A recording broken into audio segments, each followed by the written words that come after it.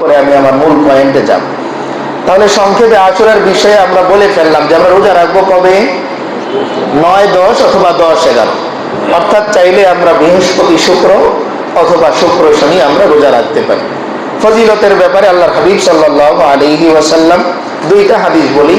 এক নম্বরে হচ্ছে শ্রেষ্ঠত্বের দিক দিয়ে রাসূল সাল্লাল্লাহু আলাইহি ওয়াসাল্লাম বলেন যে আফদালুস সিয়ামি বাদা রমাদান শাহরুল্লাহিল মুহাররম, রমজান মাসের পরে সর্বোত্তম রোজা হচ্ছে এই মুহররম মাসের রোজা। এটা হচ্ছে শ্রেষ্ঠত্ব।